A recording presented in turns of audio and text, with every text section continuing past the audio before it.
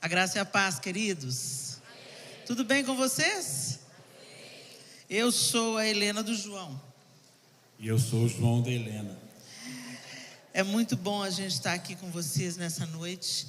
E principalmente vendo a casa cheia. Num sábado você poderia estar em muitos outros lugares. Tem tantas oportunidades, tem um aniversário, um churrasco, um casamento. Sempre tem algum programa no sábado. Mas que bom que o fato de vocês estarem aqui como casal está dizendo que vocês estão interessados em investir no relacionamento de vocês. E isso é uma grande bênção. Quando os dois, mesmo que você já tenha um casamento bem sucedido, mesmo que você já desfrute de um casamento feliz, sempre cabe melhora, né, gente? Tem nada que é bom que não cabe melhora. Então, que bom que você veio e que você está levando a sério o seu relacionamento. Muita gente acha que é o seguinte: casou, tá bom, se eu desistir eu comunico e tá tudo certo. Mas não, casamento é uma construção. Casamento feliz, ao contrário do que muita gente imagina, não é sorte. Casamento feliz é fruto de um investimento cotidiano, de nós investirmos, fazermos a manutenção é necessário. Eu e o João, nesse mês de julho, nós celebramos 32 anos de casamento. Nós somos pais da Clara, do Miguel, que se casou com a Thaís, do Arthur, que se casou com a Ruth, e da Sofia, nossa caçula, que hoje tem 20 anos. E é uma alegria muito grande a gente poder compartilhar com vocês daquilo que o Senhor tem nos ensinado ao longo dessa jornada de 32 anos. Nós não somos melhores do que vocês em absolutamente nada, mas a gente já viveu algumas coisas e a gente já aprendeu algumas coisas e temos aprendido e vamos continuar crescendo e aprendendo, porque essa é a vontade de Deus, que a cada dia a gente seja mais parecido com Jesus, até aquele grande dia em que nós o veremos face a face e seremos plenamente como Ele é. Muito bem, pessoal, nesse tempo de pandemia, pós-pandemia, infelizmente, nós tivemos várias notícias de casamentos que foram destruídos ou dissolvidos no período da pandemia ou imediatamente após a pandemia. Alguém aqui teve notícia de algum casamento que desfez nesse período de pandemia?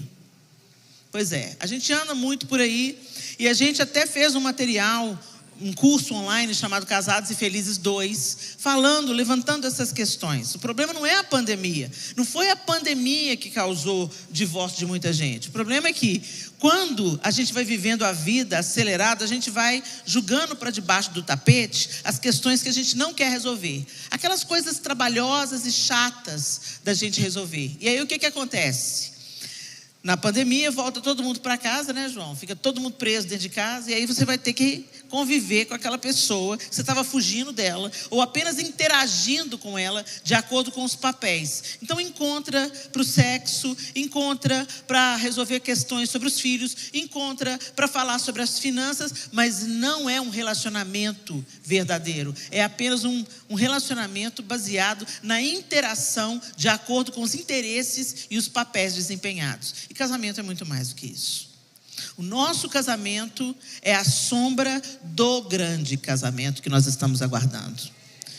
Gênesis começa com o casamento e Apocalipse termina a história com não é é o artigo definido, o casamento. Por isso que quando Jesus voltar, nós não nos casamos nem nos damos em casamentos, porque toda a plenitude e alegria que a gente desfruta num casamento feliz e saudável é infinitamente maior o que a gente vai experimentar quando nós nos encontrarmos com o Cordeiro de Deus. Então, quando Deus forma o casamento, Ele não pretende apenas que o João seja feliz e que a Helena seja feliz e que a gente tenha 4 filhos e noras e genros. Ai, que linda história. Não, Ele pretende que, através do nosso casamento saudável, nem sempre o casamento é feliz.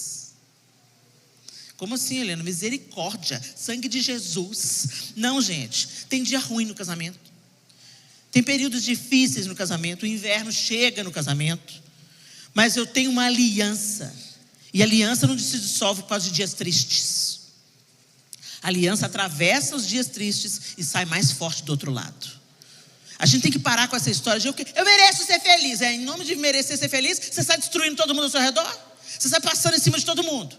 Você sai adulterando, ignorando que o casamento também é a base por onde vai sustentar a próxima geração. Por que a próxima geração está toda quebrada, desfigurada, sem identidade? A gente está lidando aí com suicídio na infância. Você já pensou em viver uma coisa assim? Com jovens confusos na sua sexualidade. Nós nunca pensamos viver o que nós estamos vivendo hoje. Você acha que, o que está acontecendo? O diabo está devastando tudo. Não, gente, isso foi plantado, nós estamos lidando com a colheita. Então vamos repensar a semente que a gente está plantando agora, porque tem outra colheita aí para frente. Papai e mamãe estão vivendo só para si mesmos, e em nome de ser feliz, eu vou ter minha carreira, vou ter minha independência, não dependo de você para nada, você vive a sua vida, eu vivo a minha vida, vamos ter um casamento aberto, essas aberrações que começaram por aí. Então uma geração confusa não brotou não, gente. Ela foi cultivada por Satanás no terreno do nosso coração enganoso e desesperadamente corrupto. A Bíblia diz que o divórcio foi instituído por causa da dureza do coração do homem.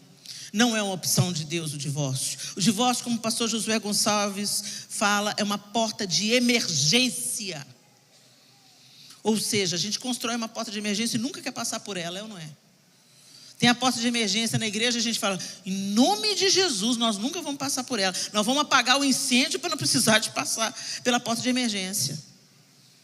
Então, é claro que a gente não vai ignorar os casos extremos, né? Eu casei com um psicopata. Ele dorme com uma faca debaixo da cama e me bate todo dia. Eu vou ficar casada com ele? Tem situações complicadas, né, gente? Então, não vamos tampar o sol com a peneira. Mas esse negócio de, eu não estou feliz nesse casamento. Vamos dar um tempo. Vai tomar vergonha na cara, gente. De repente, qualquer probleminha já virou situação extrema. Virou, incompatibilidade de gênios. Resolvesse isso antes do casamento, bem. Não, ele agora quer ir para o Canadá e eu quero ir para o Japão. Não, gente, não tem essa opção. Você casou é para ficar junto. Chupa essa manga aí, resolve essa questão. Agora, nós dois começamos a conversar sobre essa questão de, meu Deus, quando você sabe de um divórcio, de uma traição, de alguém lá fora da igreja que ainda não recebeu a vida de Deus em si, a gente entende. Nós também estávamos mortos nos nossos delitos e nos nossos pecados quando o Senhor nos alcançou, não é? Então a gente entende, é um estado de letargia, um estado de cegueira espiritual. Agora, gente, a gente começou a lidar com isso dentro da igreja. Então o que está acontecendo? Esse é um grande problema, porque no meio das pessoas, eles não veem bons exemplos. Eles não veem casais que estão dispostos a superar os problemas, a resolver as questões. E aí eles oram para a igreja. E o que é que eles encontram? A mesma situação? Ou casais que estão dispostos a refletir Jesus e resolver as suas dificuldades e os seus problemas? Não estou querendo colocar aqui mais um peso sobre os nossos ombros, mas o fato é que nós somos, de certa forma, um local onde eles vão procurar alguma esperança. E se eles encontram o mesmo tipo de vida, a mesma forma de tratar com questões, com os problemas, os mesmos descasos e abandonos, o mesmo maltratamento do marido em relação à esposa, da esposa em relação ao marido, o mesmo descaso com a família e com os filhos, então nós não estamos cumprindo o nosso papel de salgar e de iluminar como igreja. Pensando nisso, a gente começou a ouvir pessoas, conversar com pessoas e tentar compreender por que está acontecendo o divórcio dentro da igreja. Por que essa porta de emergência começou a ser sucessivamente acionada como se fosse a porta principal? Quantos aqui nesse ambiente nasceram de novo? Você teve uma experiência com Jesus, você confessou Jesus e convidou Jesus para morar na sua vida, governar a sua vida, você passou pelo batismo. Quantos aqui passaram por isso? Levanta a mão bem alto para eu ver. Glória a Deus. A maioria esmagadora, ok? Então vamos entender. Você estava andando vivendo a sua vida. Você estava andando vivendo a sua vida, fazendo suas escolhas, vivendo de acordo com aquilo que você acreditava, certo? Aí um dia você se encontra com Jesus, seja numa reunião, seja num acampamento, seja em alguma situação. Então você se depara com Jesus e ele fala: quem quiser vir após mim, negue-se a si mesmo, tome a sua cruz e siga-me. Então você muda de direção e começa a seguir Jesus. Então você vai tentando acertar os seus passos com os passos de Jesus. Você vai olhando para o exemplo de Jesus e você vai caminhando com Jesus. É isso, gente? Deveria ser. Mas o que está acontecendo no nosso tempo? A gente até aceita Jesus. Essa palavra é até engraçada, né, gente? Aceita Jesus. Jesus que aceitou a gente. A gente estava lá miserável, pecador, ferrado na vida. Aí Jesus, pela sua graça e misericórdia, nos alcançou. O Espírito Santo te convenceu da justiça, do pecado e do juízo. Você creu e se converteu. Você mudou de mente, de direção, e desde então você está sendo aperfeiçoado pelo Espírito Santo, que vai tecendo Jesus em você. Esse que é o plano de salvação. Nós estávamos desconectados de Deus. Ele então dá o seu Filho unigênito, para que todo aquele que nele crê não pereça, mas tenha a vida eterna. E Jesus então nos reconecta com Deus. Nós não nascemos filhos de Deus. Esse jargão que você escutou: todo mundo é filho de Deus. Não, querido. Todos somos feitos por Deus, criaturas de Deus. Mas a Bíblia diz que só aqueles que entenderam e compreenderam e aceitaram o sacrifício de Jesus e reconheceram que Ele é o Filho de Deus, deu-lhes o poder de serem feitos filhos de Deus. Então Jesus é que nos tornou filhos de Deus. Foi a cruz que nos tornou filhos de Deus. Nos tirou do estado de criatura e nos promoveu à adoção de filhos. E uma vez que agora somos feitos filhos de Deus, o Espírito Santo de Deus habita em nós. O mesmo Espírito que ressuscitou Jesus da tumba é o mesmo que mora em mim e mora em você. Não para fazer a gente apenas mover no poder, mas para fazer a gente ter um caráter transformado. Uma nova mente, uma nova atitude, um novo coração que revela Deus àqueles que ainda não conhecem. Resumo da vida cristã, certo? Então vamos lá, abra sua Bíblia com a gente em 2 Pedro, capítulo 1. O que acontece é que muitas pessoas, mesmo conhecendo esse discurso e essa organização de que fomos reconciliados com Deus, de que agora fomos feitos filhos de Deus, não vivem como filho da luz.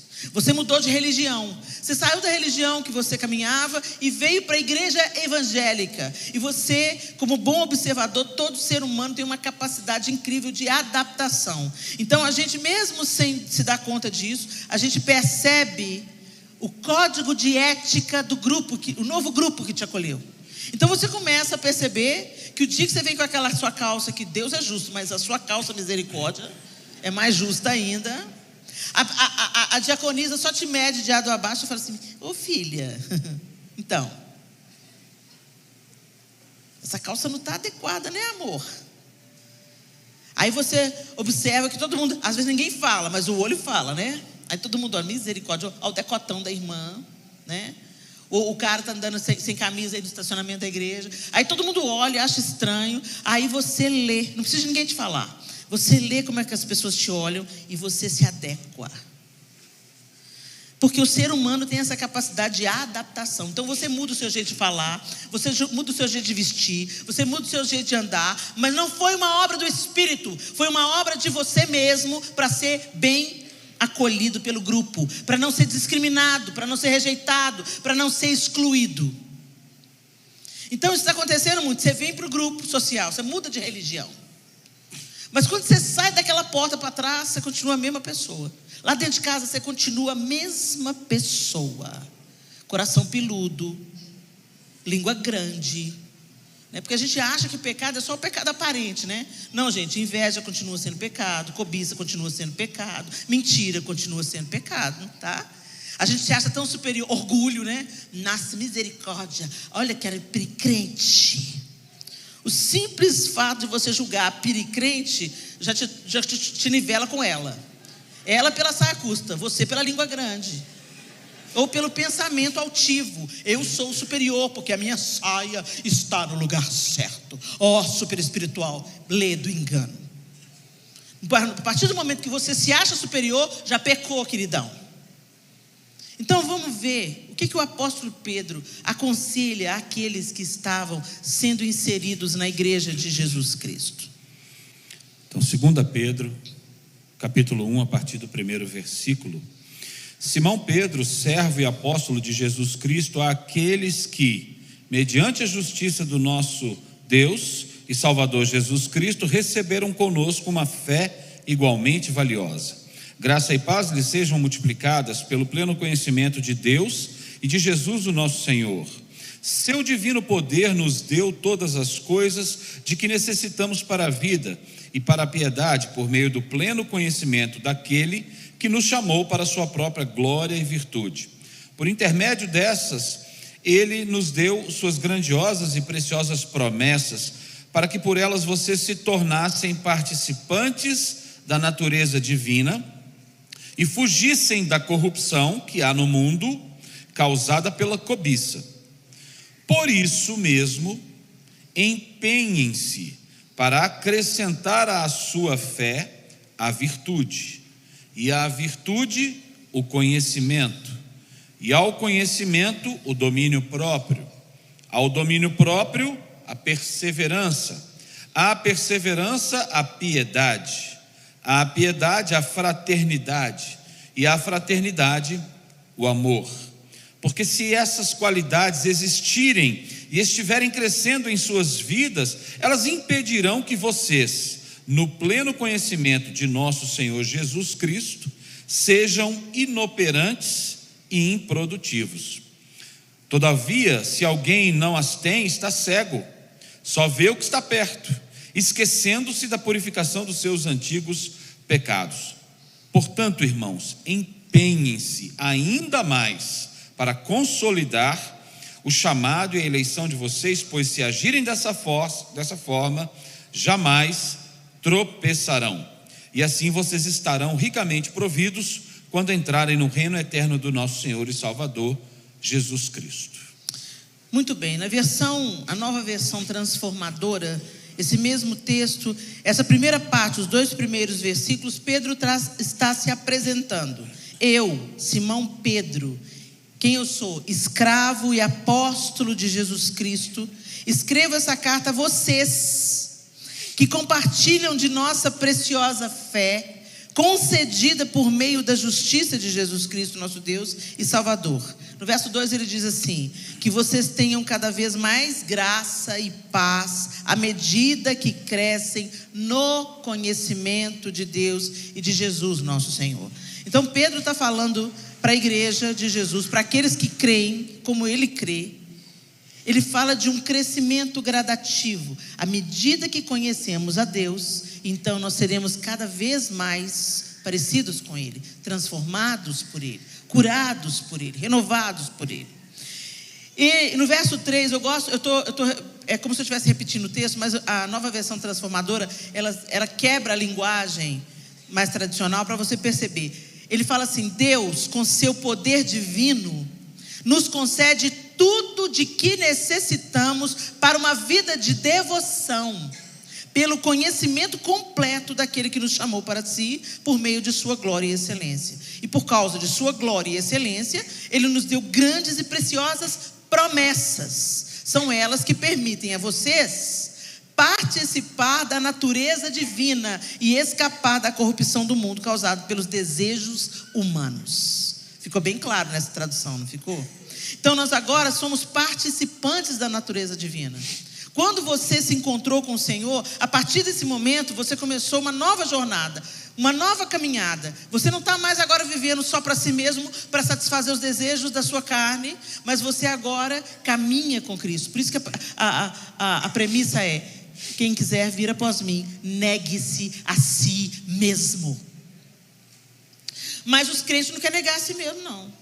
É meu direito, eu tenho razão, ele que gritou comigo, ela que abandonou a casa. A gente sempre fica transferindo responsabilidade. A gente sempre está de olho no pecado do outro, mas ignorante dos nossos. Por isso que Jesus falou: tira primeiro a trave do seu olho, tira a tora que está incrustada no seu olho, para você enxergar melhor e ver o cisco que está no olho do seu irmão. Quando Jesus está falando isso, ele está falando: não dá para você olhar para o pecado do seu irmão se você ainda não acabou com todos os seus. Quem aqui já acabou com todos os seus pecados? Já venceu tudo, nada mais pega. Se levantar a mão, nós vamos cair aqui de mão e pé em cima. Oramos em posição de pés e mãos. O próprio apóstolo João diz que se a gente diz que não peca, a gente faz Deus mentiroso. Mesmo que a gente não viva mais o estilo entregue ao pecado, nós estamos todos os dias esbarrando na nossa incapacidade. É ou não é? Mas o Senhor não quer que a gente só tropece, a gente quer nos ensinar. Eu não sou a mulher que eu era, eu ainda não sou a que eu quero ser, mas eu não sou mais a mulher que eu era, porque eu estou seguindo a Jesus Cristo.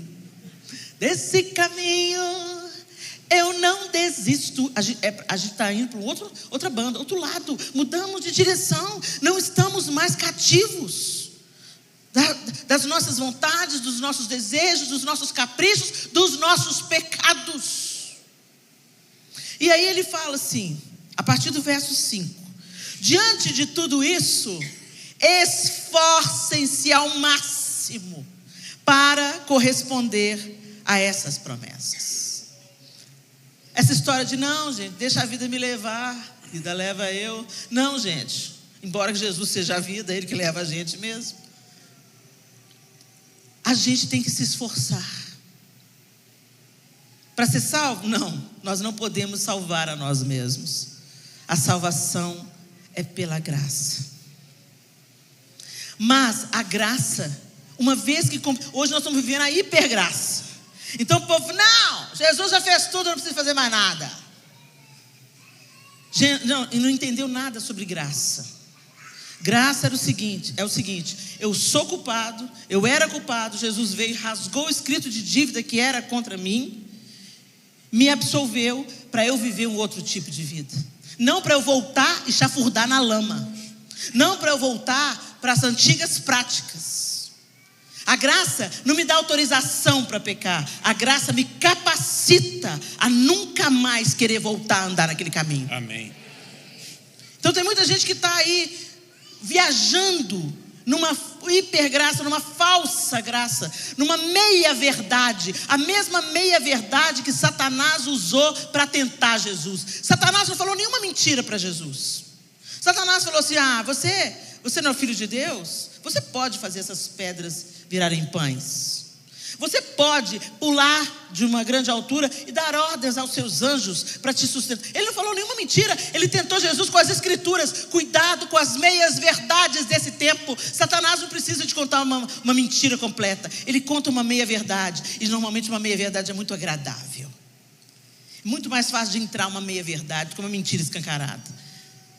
Quer ver um exemplo? Não sou obrigado. Já ouviu essa frase? Tem até camiseta estampada agora. Não sou obrigada.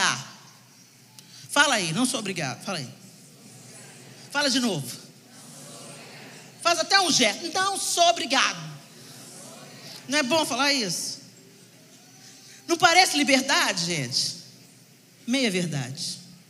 Ser obrigado, sim. Se você não chegar na hora, perde o emprego. Se você não criar esse menino, vai criar uma ferida. Se você abortar essa criança, você vai viver a consequência disso para o resto da sua vida. É a parte que ninguém conta. Tudo tem uma consequência. Tudo tem uma consequência. Então essa história de não sou obrigado é sim, porque muitas coisas a gente não faz porque está afim de fazer. Faz porque tem caráter e responsabilidade. Essas inconsequências: não sou obrigado, não sou obrigado, não sou obrigado a criar esse menino, não sou obrigado. Pode ter certeza, quem não é obrigado a nada vai ter que lidar com as consequências da sua irresponsabilidade. Ok? Esforcem-se. Isso fala de empenho, de se interessar por, de prestar atenção no foco. E ele fala assim, de acrescentar, verso 5: Esforce-se ao máximo para corresponder a essas promessas. Acrescentem à fé a excelência moral.